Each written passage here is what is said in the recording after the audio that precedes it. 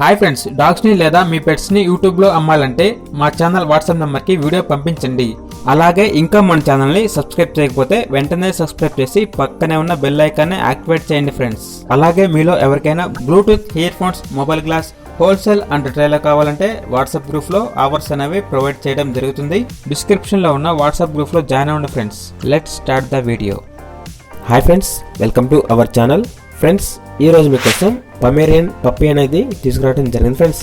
ఈ పప్పీ అనేది only 1 male puppy available ఉంది. ఈ పప్పీ యొక్క ఏజ్ వచ్చేసి 35 డేస్.